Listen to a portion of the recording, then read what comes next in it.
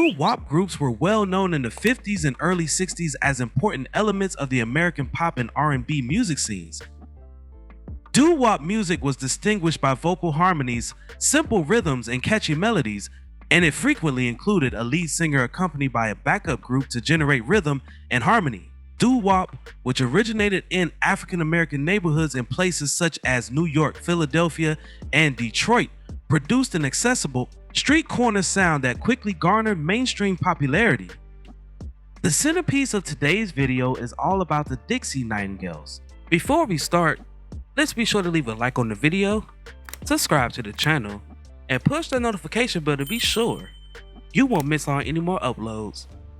Now without further ado, let's cue that intro.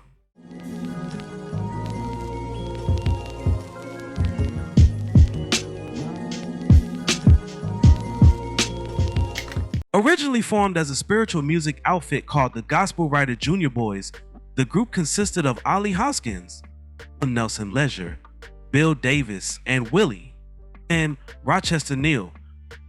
In the 50s, the Junior Boys gained a reputation as a popular performance in churches and radio broadcasts in and around Memphis, eventually outshining the elder vocal group after whom they were named.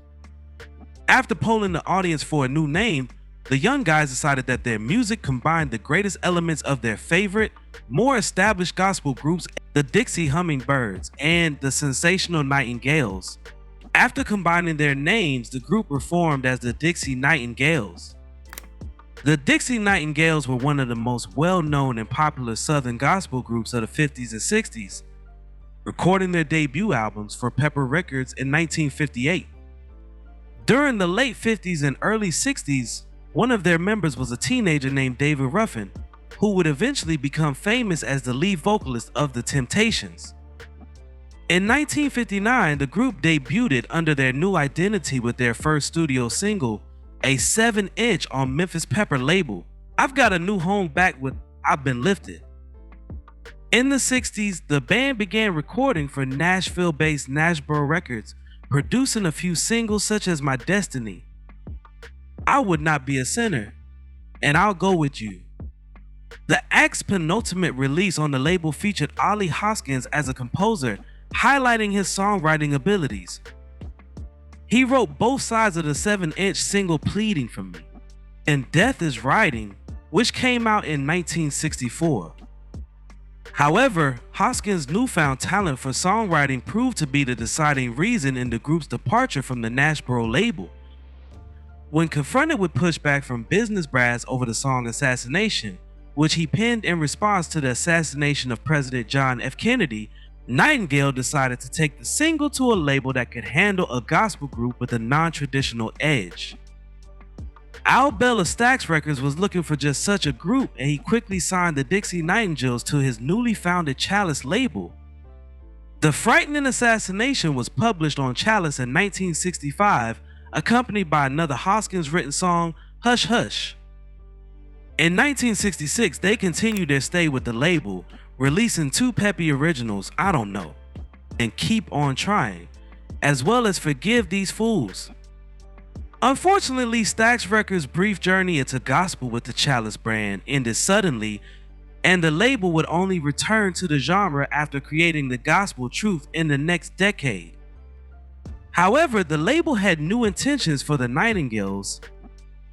Stax repackaged the group as a secular act and released Ollie and the Nightingales on their main label in 1968. In moving away from gospel, the group lost a loyal member, Willie Neal, who joined the famed Memphis gospel group the Pattersonaires. Neal did remain around long enough to sing on the group's 1968 song I Got a Sure Thing. Hoskins, William Bell, and Booker T. Jones co-wrote the song. Bell and Jones co-wrote the single's reverse side. Girl You Have My Heart Singing. The record was commercially successful, reaching number 16 on the R&B charts. Almost immediately, as the group began to establish itself on the Stax label, the tenuous distribution agreement between Stax and Atlantic Records prompted Al Bell's soul explosion, an unprecedented marketing campaign to release nearly 30 new albums into the market in the hopes of revitalizing the Stax brand name and catalog. With their first breakthrough song on Atlantic Records, Ollie and the Nightingales retooled their routine from scratch, rapidly assembling a self-titled first album that was released in 1969. Isaac Hayes, David Porter, and Booker T. Jones all contributed to the event's production and planning. Ollie and the Nightingales pledged on the album to exhibit their talent as a singing group with down-home, churchy origins while also integrating romantic themes. Led by Hoskins' unusual gruff tenor, You're Leaving Me achieved mild R&B chart success, reaching at 47. His follow-up, I've Got a Feeling, rose to number 45, barely 2 ranks higher than its predecessor. As the group entered 1970, Stax released 2 further singles from Ollie and the Nightingales, I'll Be Your Anything and Bracing Myself for the Fall, both written by the hit-making team of Betty Crutcher, Homer Banks, and Raymond Jackson. The turn of another decade would, once again, signal significant change for the group. This time, Ollie Hoskins, the group's marquee member and lead singer, stepped away from the group.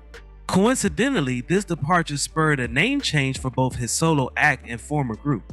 Moving forward, he performed under the stage name Ollie Nightingale, retaining the brand recognition of his musical past, while his former group would continue as simply the Nightingales in his absence.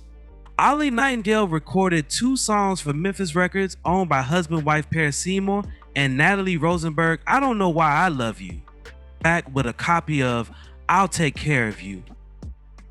And it's a sad thing, but back with Stand on Your Promise in 1971. With a new lead vocalist, Tommy Tate, the Nightingales managed to make 3 more Stax singles until Tate followed Hoskins' lead.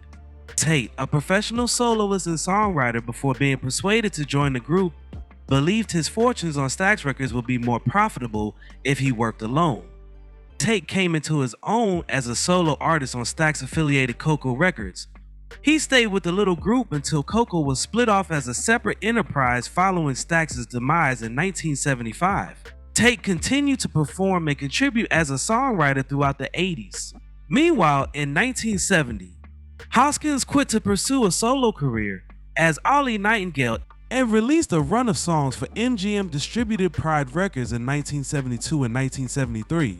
In the years that followed, he became a journeyman as a singer, blending styles such as blues, southern soul, and even disco for several labels to limited success, until he produced his hallmark novelty single, I'll Drink Your Bathwater Baby, in 1995. Ollie Nightingale starred in the 1993 film The Firm with Tom Cruise and released 4 albums on Echo Records. Sadly, Ollie passed of a heart attack on October 26, 1997. Now, before we go, I have a question for you all. What is your favorite song from the Dixie Nightingales?